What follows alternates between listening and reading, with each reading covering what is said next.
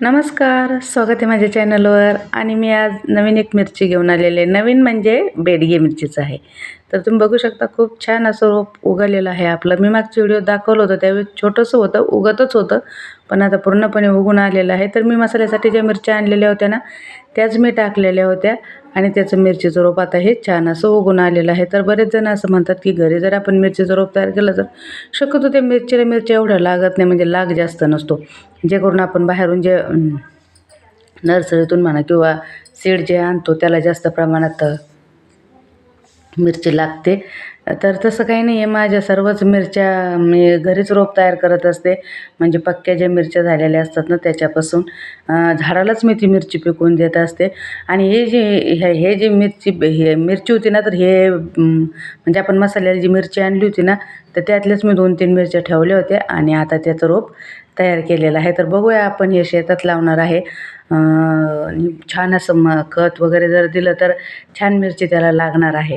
तर घरच्या घरी जर आपल्याला बेडगी मिरची तयार झाली तर म्हणजे आता मी 5 किलो का किती 5 किलोचा का काय माझा मसाला झालेला आहे. तर मी त्याच्यासाठी थोडीशीच मिरची आणली होती, पावशेर की अर्धा किलो असं काहीतरी बेडगी मिरची टाकलेली आहे.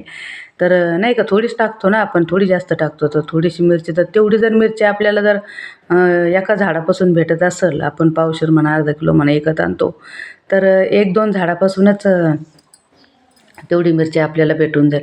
आपण जर छान अशी काळजी घेतली ना, तर खूप जास्त प्रमाणात त्याला लागतो. तुम्ही माझ्या व्हिडिओत बघितलेलंच आहे.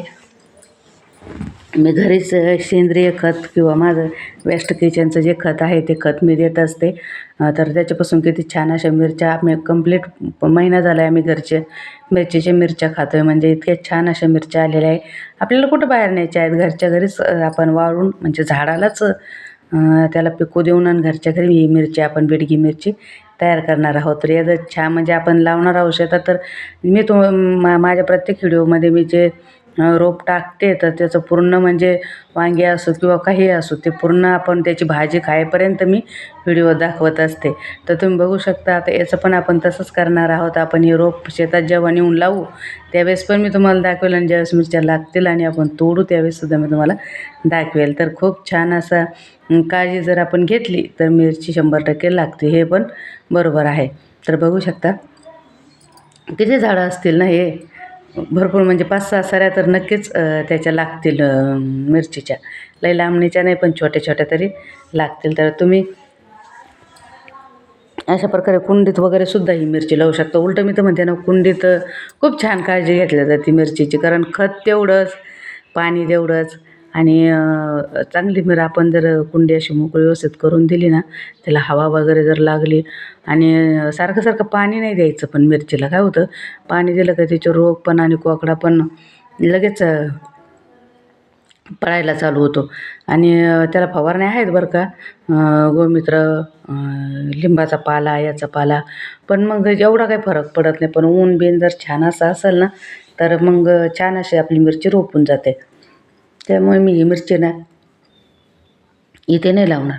काय इथं गार्डनमध्ये खूप सावलीच आहे. आता सगळे झाडाखाली झाड झालेलं आहे ना, त्यामुळे मी इथं ही मिरची लावणारच नाही. कारण खूप छान असं रोप आलेलं आहे आणि भरपूर जास्त प्रमाणात आहे. इथे एखादी लावली तर लावणार आहोत आपण, नाही तर बाकी सगळ्या शेतात लावणार आहोत. तर अशा प्रकारे मी बेडगी मिरचीचं रोप घरच्या घरी तयार केलेलं आहे. तुमच्याकडे जर मिरची असेल तर आपण आणतोच ना घरात. तर एक जरी मिरची तुम्ही अशी चूर करून कुंडीत टाकली ना, तर तिचंसुद्धा खूप छान रोप तयार होतं. ह्याच्यात मी तुम्हाला मिरची पण दाखवली असती, पण आता मला वेळ नव्हता खरं तर.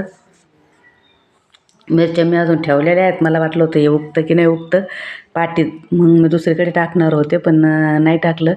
तर हेच छान रोपलं, त्याच्यामुळं मग मी दुसरं रोप नाही टाकलेलं. तर तुम्ही बघू शकता किती छान आणि किती जास्त प्रमाणात मिरच्या उगवलेल्या आहेत. एवढ्या जर मिरच्या रोपल्या आणि याला प्रत्येक झाडाला जर मिरची लागली तर बघा किती मिरच्या होतील आपल्याला, म्हणजे घरच्या घरी.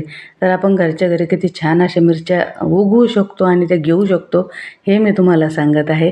काय होतं की आपण थोड्या प्रमाणात ही मिरची लागत असते. आपल्याला ज्या रोजच्या असतात त्या तर आपण विकत आणून खातोच ना. कारण मिरची ही आपल्या म्हणजे एक असा घटक आहे ना, की तो नसला की विषय संपला असं नाही का. मिरची तर पाहिजेच असते. तर म्हणून तर अशा प्रकारे आपण घरच्या घरी छान असं रोप मिरचीचं तयार करू शकतो. कुठलीही मिरची असो. आता मी सिमला मिरचीचं रोप जेव्हा त्यावर तयार करेन तेव्हा पण तुम्हाला दाखवेल. पहिल्या पण 3-4 उगवलेल्या आहेत, त्या पण दाखवेल. नवीन रोप कसं तयार करायचं ते पण दाखवेल. तर घरच्या घरी अशा जर आपण छान छान मिरच्या जर उगवल्या आणि थोड्या थोड्या जर आपल्या आपण म्हणजे विकत तर आणतोच आपण, पण कधी कधी नाही आणणं होत ना, तर मग त्यासाठी आपल्याजवळ जर मिरची असेल तर आपण पटकन झाडाच्या तोडून आणि त्या टाकू शकतो. म्हणजे मिरची कुठलीही असो, दुसरी असो किंवा ही असो, मिरची कुठलीही असली तरी पण आपण लगेच झाडाची तोडून आणि आपण ती आपल्या स्वयंपाकघरात वापरू शकतो, नाही का.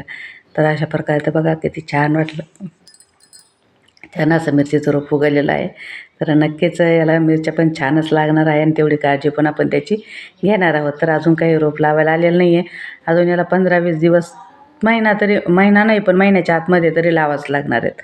तर बघूया आता शेतात गेल्यानंतर. उद्या तर मी जाणार आहे. उद्या शेतातला व्हिडिओ नक्कीच येईल. आणि अजून एक आहे की आता थोडे बाहेरचा पण एक व्हिडिओ येणार आहे, कारण मी जाणार आहे देवदर्शनाला. तर ते पण व्हिडिओ दाखवेल. तर कसे वाटला मिरचीचं रोप नक्कीच सांगा. चला आपण भेटू परत. बाय बाय सर्वांना.